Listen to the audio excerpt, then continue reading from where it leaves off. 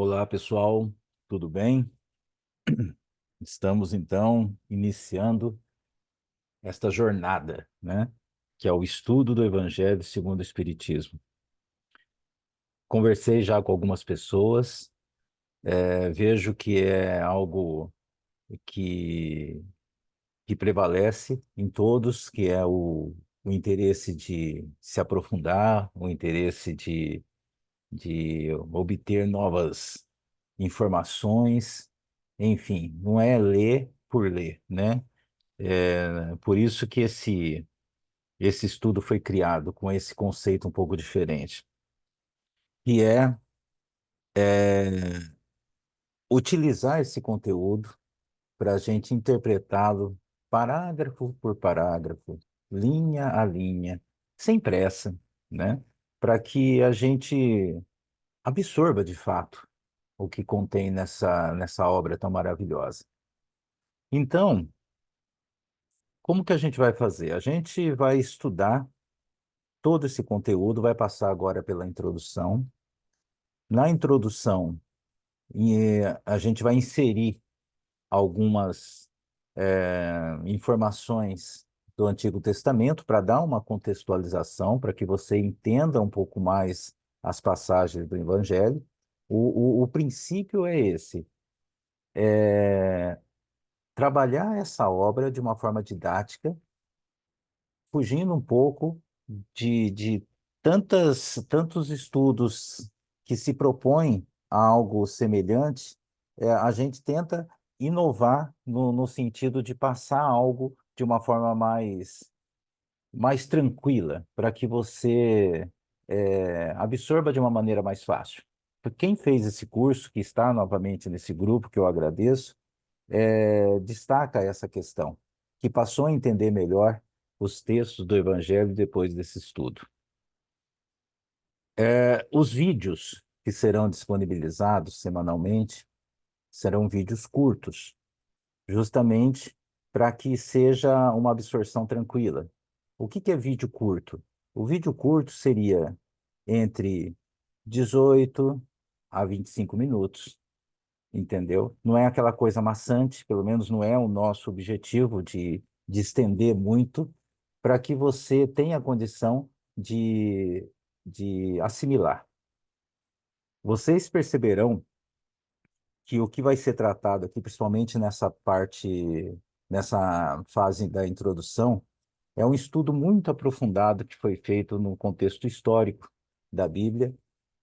Muitas informações aqui que a gente trabalhou muito para colocar de uma forma bem didática para vocês. E depois, ao final da aula, gostaria muito de ouvi-los, gostaria muito de saber o que que vocês acharam, porque a ideia é essa: passar a informação, ensinando, e conciliando com as questões históricas. Ok? Vamos lá, vamos começar então o nosso encontro número 1. Introdução, parte 1.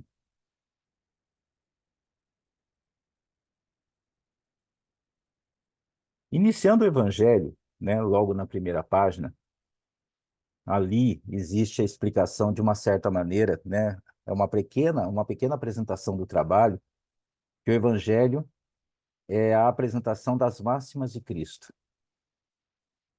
né, em concordância, obviamente, com o Espiritismo e as suas aplicações a diversas circunstâncias da vida.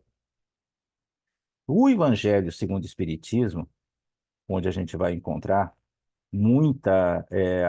qual a característica principal? Ele se apresenta sob três aspectos: o filosófico, que é a informação propriamente dita; o científico, que é a parte prática, né, que é o estudo da mediunidade, sendo que o estudo científico ele está no Livro dos Médiuns; e o religioso. O religioso, o que que é? É a vivência em tudo aquilo que nós vimos nas obras anteriores. É a informação do Livro dos Espíritos, a comprovação que está presente no livro dos médiuns e a religião, né? Que é o que vai viver, o que a gente vai viver nesse aprendizado e que traz como consequência a fé, que é a confiança. Ou seja, a crença e a confiança na existência de Deus. A partir daí, o sentimento de fraternidade vai sendo uma consequência. E o indivíduo, a partir dessa informação, a sua fé vai sendo sedimentada, o que faz com que a pessoa mude a sua forma de ver a vida. A visão sobre a qual a importância de Deus em nossa existência, né, sobre o fato de estar reencarnado e que cada reencarnação é um pequeno período que se passa aqui na vida material, né? Que nós somos responsáveis pelos nossos atos, que somos apenas um pequeno grupo de espíritos que se juntam ao grande número de espíritos que compõem as outras humanidades que povoam esse universo. Naturalmente, tudo isso auxilia a gente mudar o nosso estilo de vida. E é também o que consta na primeira página do Evangelho.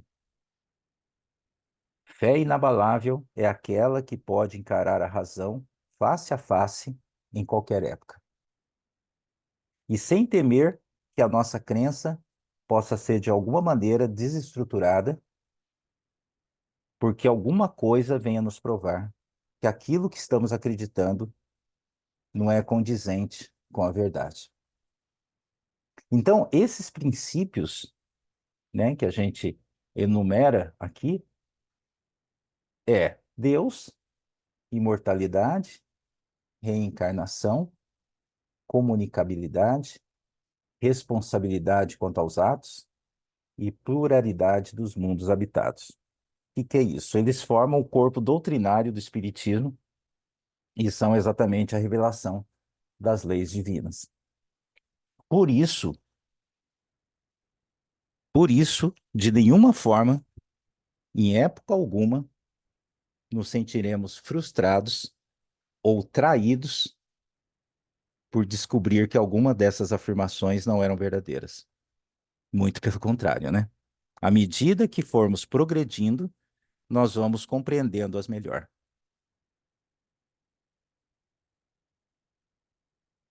Como vocês sabem, o Evangelho, segundo o Espiritismo, possui 28 capítulos. E esse é o conteúdo que a gente vai trabalhar nas próximas semanas. O Evangelho compõe a, as obras básicas da doutrina espírita, que são o Livro dos Espíritos, o Livro dos Médiuns, o Evangelho, que é o que a gente vai estudar agora, o Céu e o Inferno e a Gênese. Para se compreender melhor, né, o aspecto moral do cristianismo, dos ensinamentos de Jesus, na época, ele teve que se utilizar de recursos, né, recursos que ele possuía, respeitando o conhecimento limitado das pessoas, para que ele pudesse se fazer ser compreendido, né? E para compreender algumas passagens que serão citadas ao longo desses 28 capítulos, é importante que a gente possa aproveitar aquelas notícias históricas, né, que formam essa fase da introdução.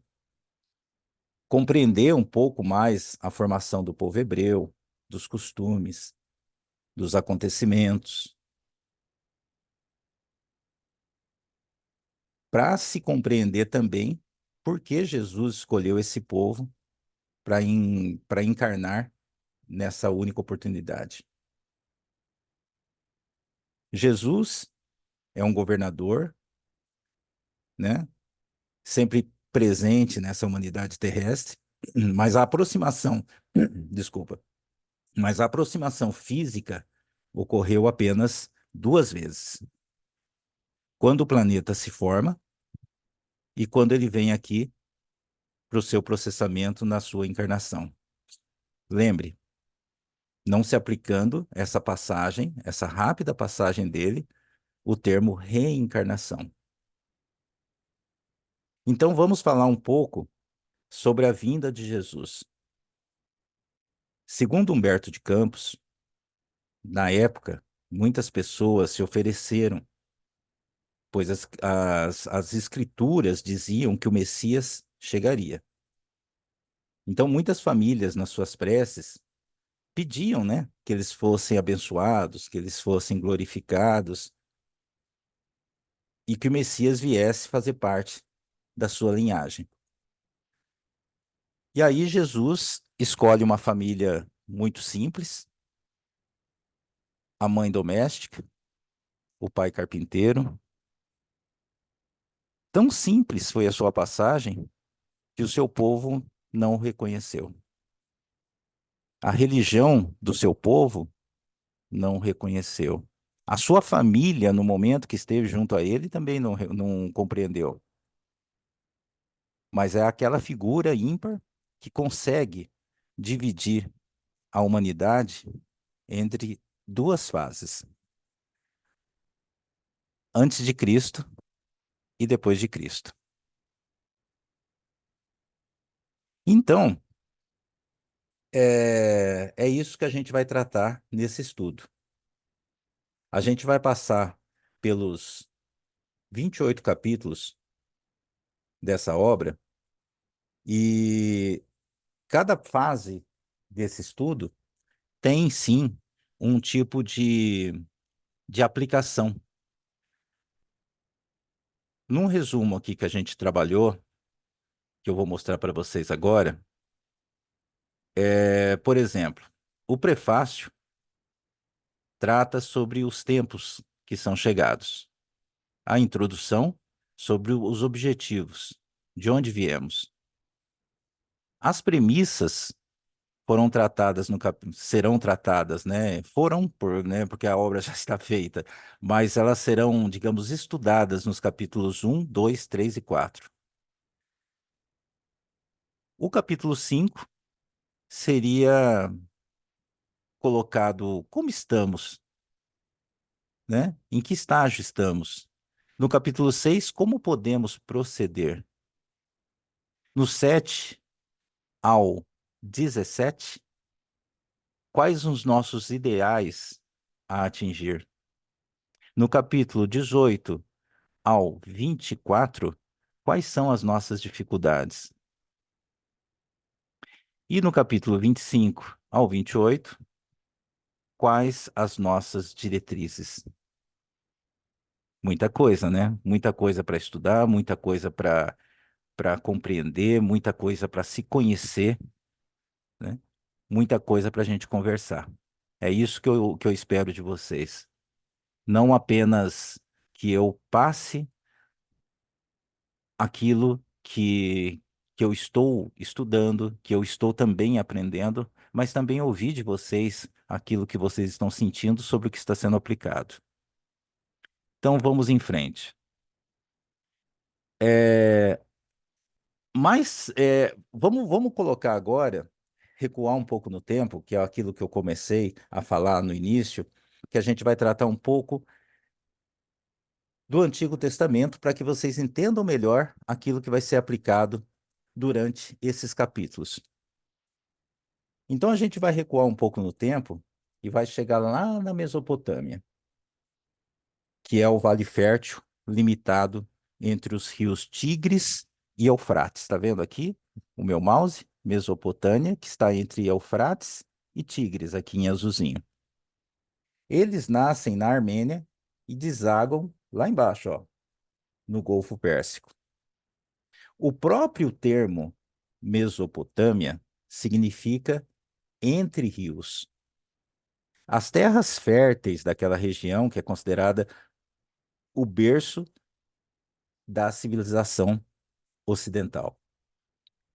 Então, quando a gente vai rever um pouquinho da história, Muitos acontecimentos se acumularam naquele espaço restrito. Muitos povos, muitos impérios, culturas, civilizações, enfim, é uma região muito tumultuada historicamente. Muito tumultuada historicamente no passado e que continua, né, garantindo até notícias aos nossos tempos atuais, porque continua vivendo sob esses aspectos históricos que eles trazem daquela época. Talvez isso ocorra porque são parentes próximos, né? Eles têm, de certa maneira, a mesma origem. Então ali floresceram os povos semitas, oriundas do tronco ariano, que se estabeleceram vindo do Planalto do Irã. Deram origem a reinos e civilizações que influenciaram muito na cultura ocidental e posteriormente se tornaram poderosos. Para o interior, temos a civilização assíria, com características guerreiras, mais rudes, né? E mais próximo da delta dos rios, aqui, ó, aqui embaixo, floresceu a civilização da Caldeia, que não é muito citada na história, mas é muito conhecida quando se procura observar o lado místico da história. Por quê? Porque a Caldeia foi o berço da magia. Porque a Caldeia foi o berço do próprio povo hebreu. Então, era uma região favorecida pela topografia. Eles possuíam, é muito interessante, eles possuíam diques que protegiam essa região de enchentes e garantia a irrigação durante o período de seca. A lenda localiza naquela região o paraíso terrestre. Se a gente folhear a Bíblia no Velho Testamento, no segundo capítulo, né, no segundo capítulo do Gênesis, no versículo 10º ao 15º, quando se fala na lenda do paraíso, para explicar o surgimento da vida, eles dizem o seguinte: que do Éden saía um rio para regar o jardim, e que este rio se dividia em 4 braços: Pison, Gion, Tigres e Eufrates. Ou seja, no simbolismo do Gênesis, ali era a localização do paraíso. Então, a gente está falando o quê? Da Caldeia aqui embaixo, certo? A contribuição principal da Caldeia foram os estudos avançados de ciência, em especial sobre astronomia. Vocês vão entender por que que eu estou colocando isso. Nessa região teve origem a astrologia, que mais tarde propiciou estudos em relação à astronomia. Teve origem também a alquimia, que depois deu origem à química, e da religião, né? Porque daí surgiu elementos que deram origem à magia. Os caldeus também fizeram a divisão do zodíaco, dando nomes às constelações. Eles não deram os nomes gregos, mas os próprios da sua cultura. Conheciam, olha só, conheciam o relógio solar e calculavam o eclipse. Olha só que povo, hein? Agora, lembra ali que eu falei da magia, né? Que a religião deu origem à magia. A figura do mago ganha, na época, um realce muito especial. Ele era um misto de cientista e religioso, e naturalmente muitos deles portadores, claro, de faculdades especiais. Eles, os magos, eram respeitados pelos poderosos e, de uma certa maneira, divinizados pelas pessoas mais simples. Ao mesmo tempo que alimentavam as superstições, faziam também um trabalho de tratamento de doentes. Era uma mistura de religioso e de cientista. Ou seja, a figura do mago exercia uma ascendência muito grande sobre as pessoas. Eles tinham uma atuação mística e também pacífica, bem diferente dos povos assírios, que eram rudes, que eram bélicos, que eram mais violentos. Agora, por quê? Por que que eu estou falando da Caldeia? Antes de mais nada, Caldeia, para quem gosta de palavra cruzada, já deve ter visto, né? Qual era a capital da Caldeia em duas letras? Ur. Tá vendo aqui a capital da Caldeia? Isso, para quem faz palavra cruzada, já deve ter visualizado alguma questão nesse sentido. Mas voltando, por que que eu estou falando da Caldeia? Porque o primeiro patriarca do povo hebreu, Abraão, vivia nessa região. Abraão era caldeu, era um povo de origem semita. A origem dele é aqui, na Caldeia. E aí, o que que a gente vai fazer agora? No nosso próximo encontro, a gente vai tratar da saga de Abraão. Quem estudou, quem já leu algo a respeito, é muito interessante essa história, é rica, que Abraão recebe uma comunicação espiritual e, e ele vai, digamos, seguir os seus caminhos a partir dessa comunicação. E a gente vai tratar isso no nosso próximo encontro. A família e a história de Abraão. É isso, meus amigos. Essa foi a nossa estreia. Espero que tenham gostado. Gostaria muito depois de receber um feedback de vocês sobre o que vocês acharam dessa forma de apresentar o estudo. E até o nosso próximo encontro. Que Deus abençoe a vida de cada um de vocês.